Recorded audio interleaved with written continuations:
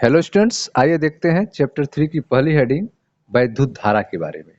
वैद्युत धारा क्या होता है, ध्यान समझिएगा। मैं डॉक्टर मनीष सर अपने चैनल में आपका स्वागत करता हूं। आइए स्टूडेंट्स देखते हैं आज की पहली हेडिंग वैद्युत धारा। वैद्युत धारा इलेक्ट्रिक करंट के बारे में। ठीक है, इलेक्ट्रिक करंट होता क्या है, ध्यान से समझिएगा। ठीक है, जैसा कि आप जान रहे हैं कि किसी वैद्युत क्षेत्र में अगर कहीं पर कोई वैद्युत क्षेत्र हो, इलेक्ट्रिक फील्ड हो और उसमें कोई आवेश स्थित हो तो विद्युत क्षेत्र के द्वारा आवेश पर बल लगता है। विद्युत क्षेत्र में स्थित आवेश पर बल लगता है, जिसका सूत्र आप पढ़ चुके हैं। लगने वाला बल F बराबर क्या होता है, क्यू ई। ठीक है, अगर किसी इलेक्ट्रिक फील्ड में कोई आवेश स्थित हो तो उस आवेश पर एक बल लगता है जिसकी वैल्यू होती है F बराबर क्यू ई। ठीक है, अब यह बल किधर लगेगा, प्रश्न यह है। धन आवेश पर यह बल जो है वैद्युत क्षेत्र के दिशा में लगता है। अगर आवेश क्या हो, धन हो तो ठीक है, तो दिशा किधर होगा, इसकी बल की दिशा क्या होगी, वैद्युत क्षेत्र की दिशा में। ठीक है, वैद्युत क्षेत्र की दिशा में धन आवेश पर बल किधर लगेगा, वैद्युत क्षेत्र की दिशा में। लेकिन अगर ऋण आवेश है तो लगने वाला बल जो है वैद्युत क्षेत्र के विपरीत दिशा में लगेगा। वैद्युत क्षेत्र के विपरीत दिशा में, विपरीत दिशा में। ठीक है, तो आप देख रहे हैं कि कहीं पर भी वैद्युत क्षेत्र है, इलेक्ट्रिक फील्ड है, उस इलेक्ट्रिक फील्ड में आवेश स्थित है तो उस आवेश पर बल लगेगा। अब बल किधर लगेगा, यह निर्भर करता है कि वह आवेश कैसा है। अगर वह धन आवेश है तो वैद्युत क्षेत्र की दिशा में लगेगा। ठीक है, ऋण आवेश है तो वैद्युत क्षेत्र के विपरीत दिशा में लगेगा। और यदि आवेश गति करने के लिए स्वतंत्र है तो वह इस बल के अंतर्गत गति करने लगता है। यदि आवेश गति करने के लिए स्वतंत्र है तो बल के अंतर्गत क्या करेगा, गति करने लगता है। ठीक है, तो ठीक परिभाषा देते हैं, वैद्युत आवेश। ठीक है, वैद्युत आवेश की गति, वैद्युत आवेश की गति की अवस्था, वैद्युत आवेश की गति की अवस्था को ही, ठीक है, हम वैद्युत धारा कहते हैं। हम वैद्युत धारा कहते हैं, धारा कहते हैं। ठीक है, वैद्युत आवेश की गति की अवस्था को ही हम वैद्युत धारा कहते हैं। ठीक है, दूसरे शब्द में अगर कहें तो जब किसी चालक में वैद्युत आवेश, जब किसी चालक में वैद्युत आवेश एक स्थान से दूसरे स्थान को प्रवाहित होता है तो इस प्रवाह को वैद्युत धारा कहते हैं। वैद्युत धारा को आई से प्रदर्शित किया जाता है, वैद्युत धारा को आई से प्रदर्शित किया जाता है। ठीक है, आप पढ़ रहे हैं वैद्युत धारा के बारे में, इलेक्ट्रिक करंट के बारे में। आपको बताया गया कि जब भी कोई आवेश किसी वैद्युत क्षेत्र में स्थित होता है तो उस आवेश पर वैद्युत क्षेत्र के द्वारा बल लगता है। ठीक है, अगर आवेश धन आवेश है तो यह लगने वाला बल वैद्युत क्षेत्र की दिशा में होगा। अगर आवेश ऋण है तो लगने वाला बल वैद्युत क्षेत्र के विपरीत दिशा में होगा। ठीक है, इस बल के कारण यदि आवेश गति करने के लिए स्वतंत्र होगा तो वह गति करने लगेगा। वैद्युत आवेश की गति की अवस्था को ही हम वैद्युत धारा कहते हैं। वैद्युत आवेश की गति की अवस्था को ही हम वैद्युत धारा कहते हैं।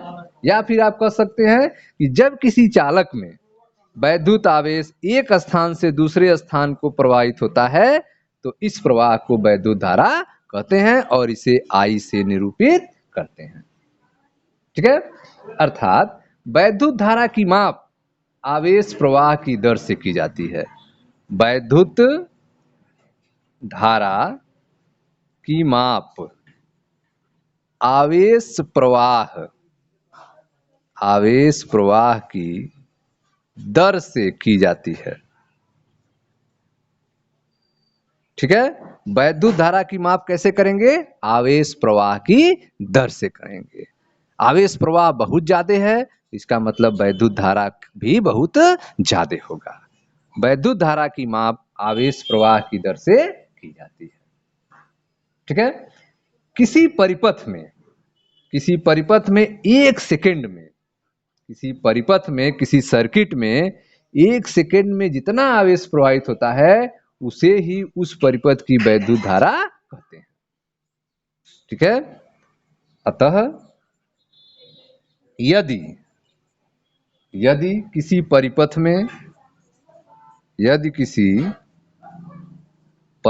में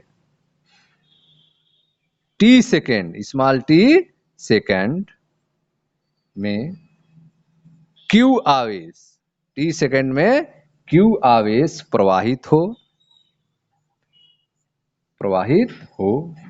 तो परिपथ में वैद्युत धारा I बराबर Q बटा T। परिपथ में वैद्युत धारा I बराबर Q बटा T। ठीक है, यदि समय क्या हो? 1 सेकेंड हो, समय हम T बराबर क्या लें? 1 सेकंड लें, तो उस समय I किसके बराबर हो जाएगा? आवेश के बराबर हो जाएगा।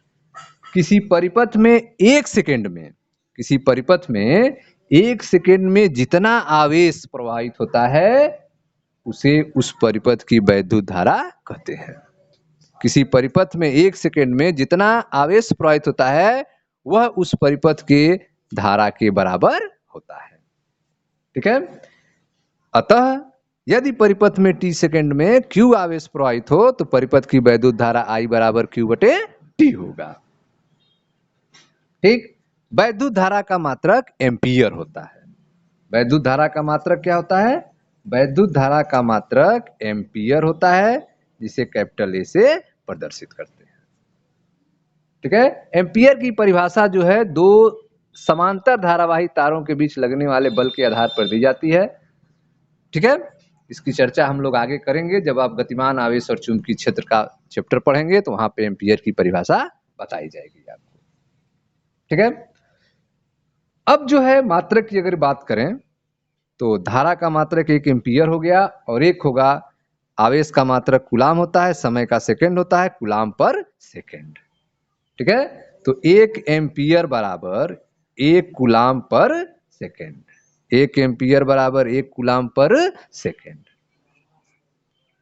ठीक है, अब आते हैं कुछ आगे धारा के बारे में। तो आपने देखा कि वैद्युत आवेश की गति की अवस्था को ही हम वैद्युत धारा कहते हैं। वैद्युत आवेश की गति की अवस्था को ही हम क्या कहते हैं? वैद्युत धारा कहते हैं। ठीक है, या फिर दूसरी परिभाषा दिया, किसी परिपथ में 1 सेकेंड में जितना आवेश प्रवाहित होता है उसे उस परिपथ की वैद्युत धारा कहते हैं। वैद्युत धारा का सूत्र आपने लिया, वैद्युत धारा का सूत्र I बराबर Q बटा T। I बराबर Q बटा T। वैद्युत धारा का मात्रक एम्पियर, वैद्युत धारा का मात्रक एम्पियर। ठीक है, अब जो है वैद्युत धाराएं जो हैं सदैव अपरिवर्ती नहीं होती हैं। वैद्युत धाराएं जो हैं, वैद्युत धाराएं, ठीक है, सदैव अपरिवर्ती नहीं होती है। देखे ध्यान से, एनसीईआरटी में अभी तक आपने सूत्र पढ़ा कि धारा I बराबर Q बटा T। यह आपने सूत्र पढ़ा है, धारा I बराबर Q बटा T। ठीक है, विद्युत धाराएं सदैव अपरिवर्ती नहीं होती हैं। विद्युत धाराएं सदैव जो हैं अपरिवर्ती नहीं होती हैं। इसलिए अधिक व्यापक रूप से हम विद्युत धारा को निम्न प्रकार से परिभाषित करेंगे। कैसे पढ़ करते हैं? I बराबर limit delta T tends to 0 delta Q बटे डेल्टा T। इस रूप में हम परिभाषित करेंगे। देखिए ध्यान से, मान लीजिए, ठीक है, समय अंतराल डेल्टा T में किसी चालक के अनुप्रस्थ काट में प्रवाहित होने वाला नेट आवेश डेल्टा Q हो। ठीक है, मान लीजिए कि समय अंतराल कितना है, डेल्टा टी है, टाइम डिफरेंस डेल्टा टी है, और उस समय अंतराल में किसी चालक के अनुप्रस्थ काट से प्रवाहित होने वाला नेट आवेश कितना है, डेल्टा क्यू है। ठीक है, तब समय टी पर, समय स्मॉल टी पर चालक के इस अनुप्रस्थ काट से प्रवाहित वैद्युत धारा क्या होगा। समय स्मॉल टी पर चालक के इस अनुप्रस्थ काट से प्रवाहित वैद्युत धारा को डेल्टा क्यू या डेल्टा टी के अनुपात के मान के रूप में परिभाषित किया जा सकता है, जिसमें डेल्टा टी की सीमा शून्य की ओर प्रवृत्ति होगी। ठीक है, तो आपने देखा कि धारा का जो सूत्र था, वैद्युत धारा I बराबर क्यू बटा टी, वैद्युत धारा I बराबर क्यू बटा टी। ठीक है, विद्युत धाराएं जो हैं सदैव अपरिवर्ती नहीं होती हैं, इसलिए इसको व्यापक रूप से, इस सूत्र को व्यापक करना होगा। इसके लिए आपने माना कि समय अंतराल डेल्टा टी में किसी चालक के अनुप्रस्थ काट से प्रवाहित होने वाला नेट आवेश क्या हो, डेल्टा क्यू हो। ठीक है, समय अंतराल डेल्टा टी से किसी अनुप्रस्थ काट से प्रवाहित होने वाला आवेश कितना हो, डेल्टा क्यू हो, ये डेल्टा क्यू हो। तब इस समय टी पर चालक के अनुप्रस्थ काट से प्रवाहित होने वाली वैद्युत धारा को डेल्टा क्यू या डेल्टा टी के अनुपात के मान के रूप में आप परिभाषित कर सकते हैं, डेल्टा क्यू बटे डेल्टा टी के रूप में आप परिभाषित कर सकते हैं, जिसमें डेल्टा टी की सीमा शून्य की ओर प्रवृत्त होगी। अर्थात आई बराबर कितने टी टाइम पे, आई बराबर लिमिट, लिमिट आपको लगाना होगा, limit delta t tends to zero, delta t tends to zero, delta q बटे डेल्टा टी। ठीक है, डेल्टा टी बटे डेल्टा क्यू। तो आपने देखा कि